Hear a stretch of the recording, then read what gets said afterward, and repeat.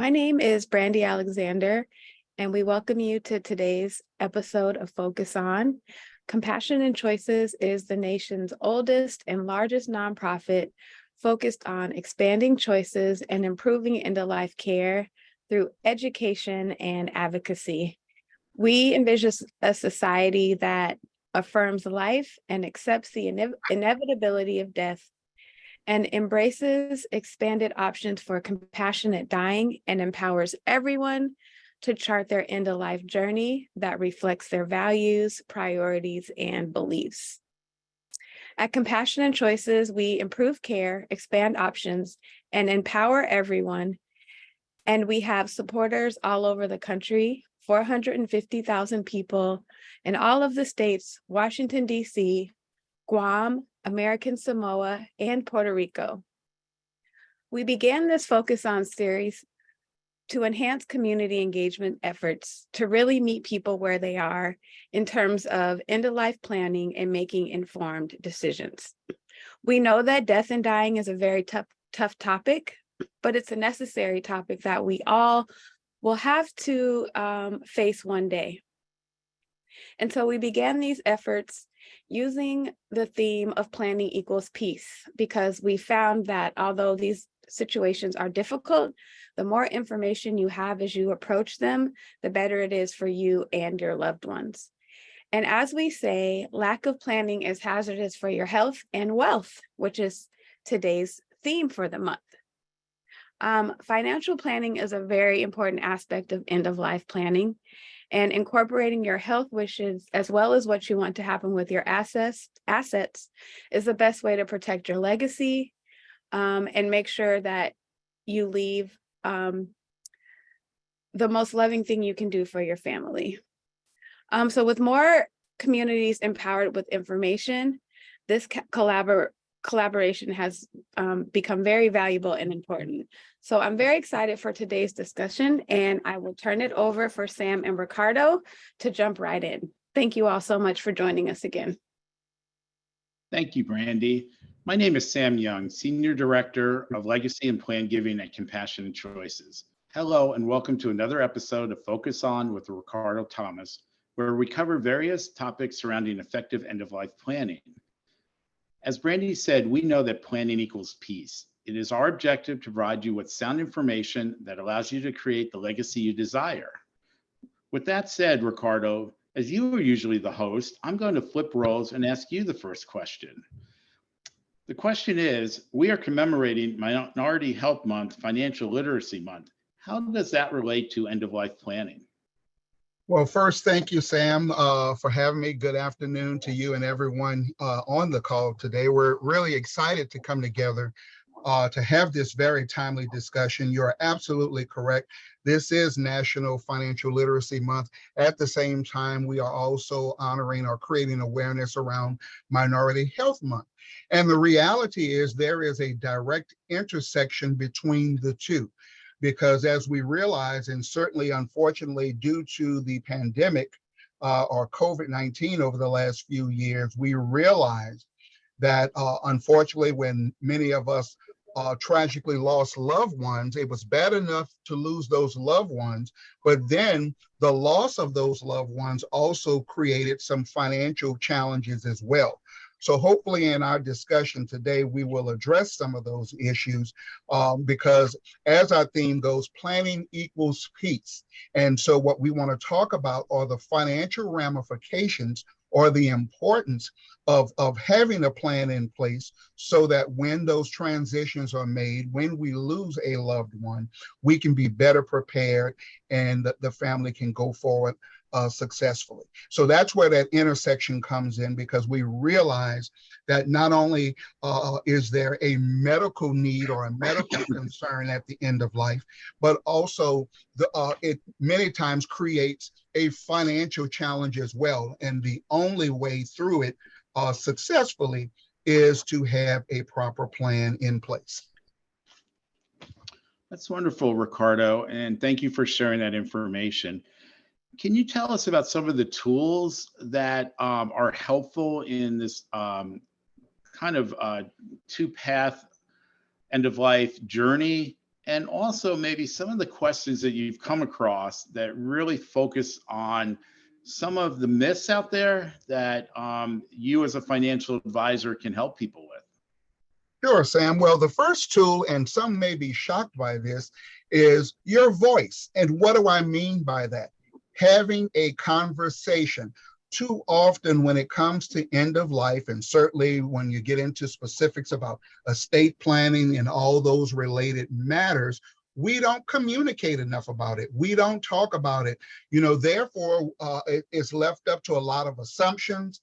And we know the old saying about when you assume. So the number one tool is your voice, meaning to talk, whether it's a conversation from you as the individual that is concerned about what happens at your end of life, or if perhaps you are the caregiver or the children and are concerned about what happens at the end of life of a loved one or someone you're taking care of.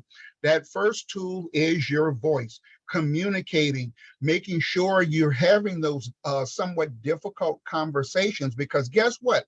If we think it's tough now, then think about in the midst of the loss of a loved one. It's even more difficult, and we're dealing with emotions and all of those things. So that would be the first tool.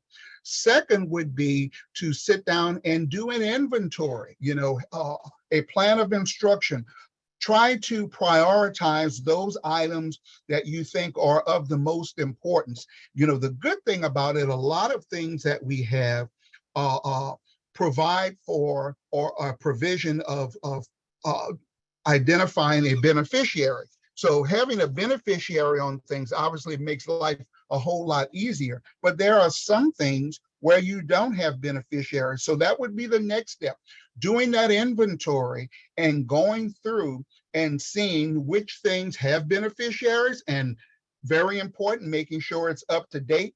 And this is very important for blended families. Anyone who has been married before and remarried, make sure that beneficiary is no longer your previous spouse, because we know that could create a whole bunch of other headaches if that has not been updated. So that would be the next thing, doing an inventory, checking those beneficiaries and so forth. And then from there, once you have an idea of those assets of concern, or those issues that you would like to make sure are handled in the way you desire, then it's time to sit down with a qualified financial and or qualified legal professional to see which of the tools that are available are applicable to your situation. Of course, many times that starts with having a will. And obviously, depending upon which state you're in, that will dictate and determine the parameters as to how that will should be set up. I'm here in Louisiana, as you know, and we're under the Napoleonic Code. So we're totally different from everyone else in the nation. So it's very important to make sure you're following the proper guidelines that applies to your particular state. Then from there, once you have that inventory, once you've had that conversation, not only with your family, but also with your professional dream team, as I like to call it, your legal professional and or your financial professional, then from that conversation about what you desire will determine what other documents may be needed. Perhaps you may need a trust of some sort. Perhaps there's an issue where there's a special needs child that you want to make sure financial provisions are put in place for their continued care after you're gone. So that perhaps that's where a trust may come in. Certainly, if you're concerned about having a substantial amount of assets and you want to make sure that those assets are not run through very quickly, on a spending spree somewhere. Again, sitting down with your financial and legal professionals will help you to determine that. And I would be remiss if I did not mention on the health side that, number one, while still living, we should have powers of attorney in place, and certainly advance directives, because if there's anything that the pandemic and COVID taught us is that there are times where we may not be able to speak on our own behalf as it relates to making those critical health decisions. And that can be very challenging, for your kids or a spouse or, someone else to have to make those decisions as it relates to, putting someone on a ventilator or taking them off or things of that nature. So by having those instructions in place for yourself, number one, you're making sure that your wishes are being honored. But number two, you're taking that burden, that difficult decision from someone else and back to yourself, which is where it really should be. Ricardo, it really is incredible that when we talk about the U.S. population, that it sounds counterintuitive that almost 70% of people don't have have a will or an updated plan. People say I don't have enough money, or it's just going to my heirs, as you pointed out when you talk about beneficiaries. So, what happens if you don't have a will? Wow. Okay.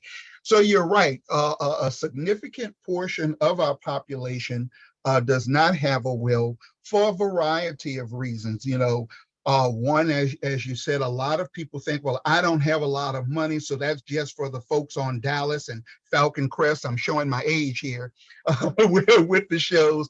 But the fact is, if you own anything of significance and you want to make sure that it goes to who you want it to go to and not having the courts to make that decision for you, then you must put it in writing. You must have a will. And to your question specifically, what happens when you don't have a will? That means you die intestate, meaning that you have to go to court and a judge who does not know you, who does not know your family, who does not know your wishes, now comes into play and makes the decisions as to who is entitled to what. And that can be very interesting, I'll put it that way, as it relates to who comes in the downline, as it relates to who inherits your stuff. Just as a quick note related to that, you'll find many times that very, very wealthy people, when traveling, specifically flying, usually do not fly together because of a concern of what if something happens to one or the other, to make sure that things go properly down the line in the family, as opposed to bringing in other family members that should not have been a part of the process. So the key word here is dying without a will is called dying intestate. And the courts are involved, and we all know the courts don't do anything for free, nor does it happen quickly. And certainly all of your information is public. So again, if your concerns are managing cost, if your concerns are maintaining your privacy, if your concerns are making sure your wishes are followed, these are some of the key reasons among many as to why you should have a will as opposed to dying intestate, regardless of how much money you have or how little you have. If you own a home, if you own a car, if you own anything of significance, and to keep family peace, let's put that in there as well. If you want to keep family peace, put it in writing. Ricardo, I wanted to another question that comes up is about leaving part of your estate to charity. And I was wondering if you would share some thoughts, and perhaps from the legal side, we can collaborate on this question. Absolutely. So you're right. Many people are very much philanthropically inclined. For many of us over our lifetimes, there are many causes that we support, not only with our actions, but financially as well. And for those of us who are in a position to do so, many would like to continue that support or continue that legacy even after we are gone. And that is through the use of planned giving strategies, of which I know, Sam, you are an expert on. So I'm going to bounce some of those questions back to you, but you're absolutely correct.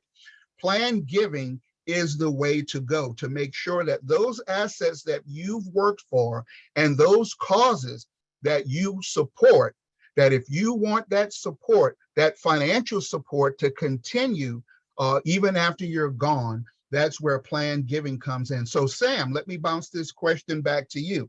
So as we talk about planned giving, what are some of the things or the issues that come up or benefits of planned giving for individuals? Well, thank you, Ricardo, for allowing me to participate in this question. Sure.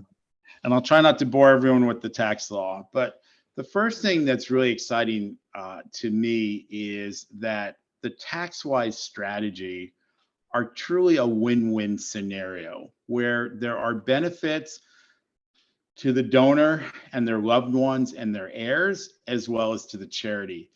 And the thought that came to mind is something that you and I talk about. All assets aren't taxed equally. And what I mean like that is, for example, an IRA, it doesn't matter when it is distributed. It is taxed to the person who gets it at the end of the line. And there are various ways of doing that. So the first part about this is what we talk about with planned giving is this is not an ask. This is information and education that is a benefit to you and to us. For example, there are vehicles, a charitable gift annuity that can pay you guaranteed income for life, which is a great benefit in a volatile stock market where there is even a tax deduction and tax-free income. So the conversation around this that really excites and inspires me, it's beyond just ensuring the causes that were important during your lifetime are continued for the future. And I think in leaving a legacy, it leaves a message to your family of what's important, what perhaps that they want to carry on for you, and what causes they may support by following your guidance. But the bottom line is what we're here for. And when you talk about having a will, we have a resource, free will at no cost and no obligation. You can literally create a will, take it to a lawyer and review, but you can have it in place for today. I call it a comfort. So when I think about planned giving is what it is, it's to figure out and explore what options are good for the person for their estate plan and financial plan, because it's likely that there is something that most of these gifts to charities are through tax savings. So that's the bigger picture. And I just asked, based on that, Ricardo, is there anything you'd like to add to that from the financial planner side? Absolutely, and I'm so glad you mentioned the charitable gift annuity as an example, because it kind of brings to the surface the fact that we don't have to wait to die in order to execute our planned giving strategies. Oftentimes we think, well, okay, well, I want this to happen or that to happen after I'm gone. But to your point, that charitable gift annuity is a win-win even while we're living, because if there is a concern for myself or for my spouse as it relates to ongoing income, but at the same time, we're trying to balance that with our needs for, tax benefits and so forth, it's kind of a best of both worlds while we're still living, because we can have that income now, and then upon our death or the death of the last person who to receive income, then the charity would be the recipient of the remaining proceeds on there. Is anything you want to add to that? That's a great thank you. And I just wanted to add one more thing, and I'd like you to chime in on this as well. The other exciting vehicle right now as we're getting older and retiring is the IRA. And what I say with that, I'll throw out terms, but not to confuse everyone. We have a qualified charitable distribution, a QCD, which at 59 and a half, excuse me, at 62 and a half, you can up to $100,000 transfer income you may not need tax-free. And then when we get to our required minimum distributions, and I'm not putting in the age because it's going up till 2025, is there's a couple of things that are out there I just want to put out there. There's a provision in the new Secure Act where you can actually use part of your IRA to fund a charitable gift annuity. And it may be that this just takes income that you would otherwise be taxable on and apply it to charity. So your idea about the planning is there's a lot of things during your lifetime that this isn't only looking towards, we used to just think of it as testamentary gifts, meaning after you pass. But there are a lot of really interesting and exciting things that I can share more, and I know you can. But what I really want to challenge people to know is that it's a conversation that allows us to look at the whole landscape, and there's a lot more nuances during your lifetime that really can be advantageous and benefit to your estate plan. Ricardo, I just want to put out there, if anyone would like to put a question in the chat, I didn't mention that earlier, Ricardo would be happy to respond to questions if there are any. And beyond that is, I just want to share, those are two of the planning techniques. Obviously, the last thing I want to say, and again, also ask you to put your thoughts in, is that the estate plan is all assets. It can be artwork, it can be real estate. Everything in your estate it's not just securities or just your home, but it's really looking at sort of the whole landscape as I think Ricardo's point of making an inventory. And looking at it is that there are different applications of how that may be taxable. And that may, what I used to say when I practiced law before coming to nonprofit, and people say, what do you do? As I said, the questions will lead us to answers. So I encourage you all, my call to action is ask the questions that may lead you to the right estate financial plan for you, for CNC, and for your heirs. Ricardo, would you like to just build on that? Well, absolutely. I mean, you raised some great points, especially when you talked about distributions from IRAs. Most of us have IRAs, and especially if it's a traditional IRA, we know at some point we will have those required minimum distributions.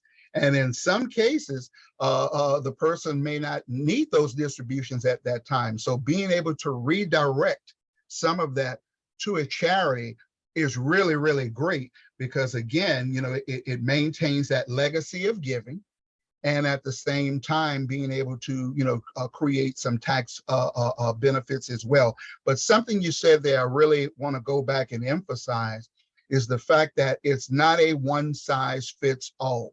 It really, really requires a conversation with an expert like yourself, or your financial professional, or a legal professional, or all three coming together to hear what you have to say, to hear what your objectives are, and then creating a game plan that works best for you. And I think if there's any great takeaway that we can give to folks is the fact that you really have to sit down and see what's applicable to you, because what may work for someone else may not work for you, or it may not even be needed. Sometimes I'll hear people say, oh, well, yeah, I'm going to go and do a trust. Well, if I don't have sufficient assets for a trust, because there's certain administration that goes along with having a trust and so forth. So, it really, really requires having a good conversation with the right professionals to make sure you have the right thing for the right reasons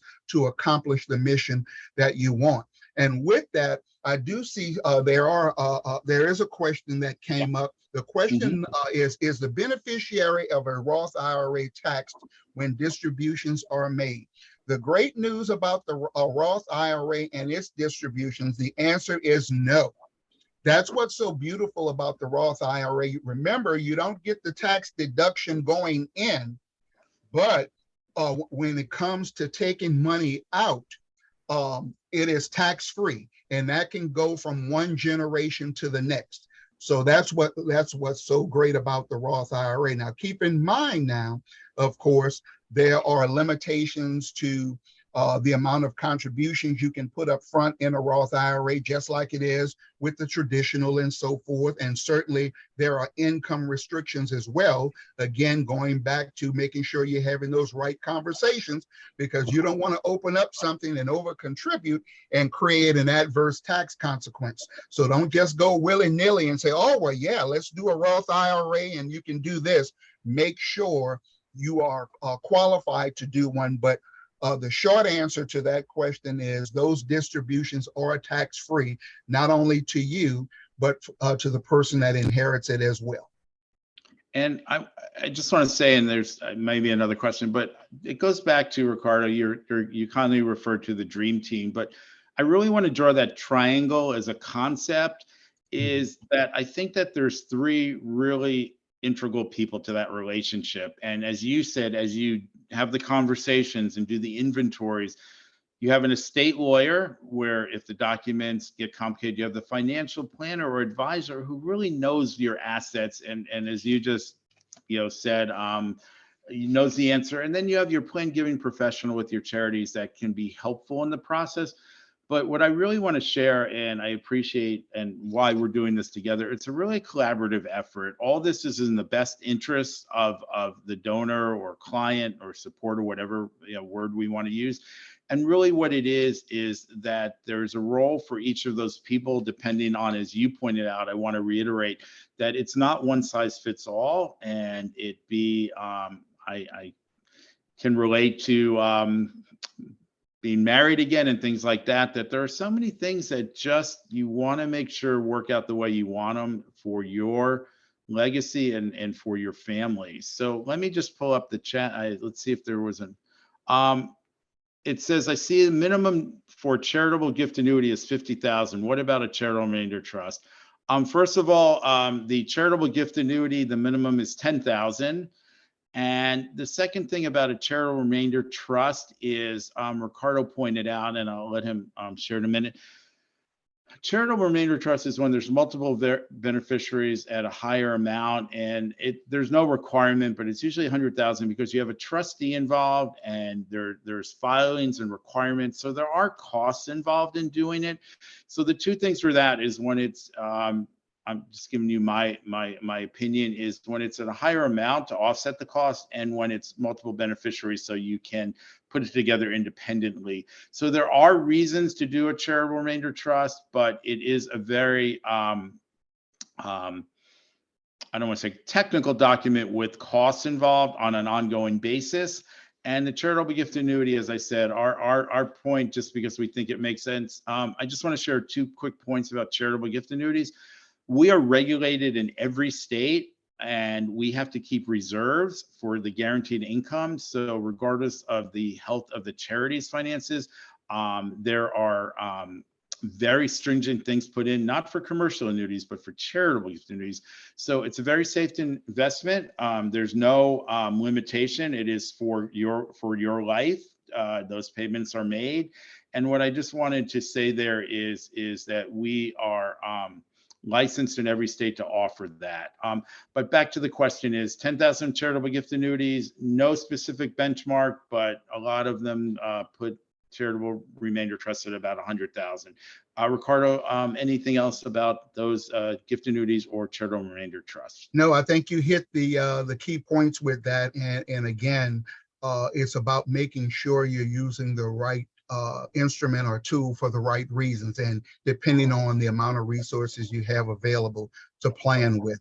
So I'm glad that we both, kind of addressed it in a general sense so that folks can understand that it's not cookie cutter. You really have to, sit down with your team of professionals to see which of these tools are applicable to you. One additional tool, as we're getting close to the end of our time, but one additional tool that could be possibly feasible in some cases is the donor advised fund. That's certainly an effective way for folks to be able to take advantage of tax strategies, make contributions to their charities of choice with minimal overhead or minimal cost and so forth. And again, time does not permit us to get into all of that today, but that's why we have experts like Sam available, such that if you would like to know more about the donor advised fund or many of the other great charitable or planned giving tools, I should say, he's more than capable and accessible to provide you information on that as it pertains to your situation. So Sam, as we're wrapping up our time here, are there any final comments that you would like to make as it relates to overall planned giving? The one thing I'd like to reiterate, and then I'd like to leave the last thoughts to you and Brandy on the health side or the wealth side of this. Mhm. But for plan giving, what I really want to reiterate is that I am here as a resource. And what I am really looking for is to explore with you what may be a great opportunity for your planning and that may have a charitable component to it. So I want to let you know is as you call us for end of life consultation for the health side, I look at Ricardo and Brandy and I as your end of life consultation on the financial side. So please reach out, email me, call me, and what I just want to engage is in a conversation to see if something makes sense for you. Having said that, I want to thank you, Ricardo, for always being my partner, and for Brandy as well. And I turn it back to you and Brandy for your thoughts. And I'm grateful for the opportunity to be able to share this with our group today. Well, Oh, thank you, thank you. Sam. It's been very engaging. Brandy, I'll turn it over to you, and then I'll come back in for final words. Sounds good. Thank you, Sam. And thank you both for this very detailed conversation about our financial health. I'll just add, please visit our website at compassionandchoices.org at our Plan Your Care Resource Center. And that's where you'll be able to find our resources on the healthcare side of this conversation, where you can really dive deep about what treatment options are appropriate for you based on your values and priorities. So again, thank you for joining us, and we look forward to continuing our discussion on next month's Focus On. And Ricardo, back to you. Okay, and I'll just end by saying this. We know that knowledge is power. Let me repeat that. Knowledge is power. So as we celebrate this month, April, of being National Financial Literacy Month, as well as National, or I should say Minority Health Month, it's about arming yourself or empowering yourself with the right information so that you can make the right decisions. Too often we say, if I know back then what I know now, I wouldn't have done that, or I would have done differently, and so forth. So we encourage you to get the information, the right information, so you can make the right financial and health decisions for you and your family. They actually go hand in hand. Because in this country here right now, you cannot be healthy without having the right finances. It goes hand in hand. Your financial health definitely impacts your physical health. So hopefully something we shared today will be helpful to you. As you'll see on the screen, we have the contact information there. Brandy has shared the website information. Again, we thank you all for tuning in today, and we encourage you to tune in to our future sessions, and please help us to spread the word about the importance of planning, because at the end of the day, we know that planning equals peace. Thank you and have a good day.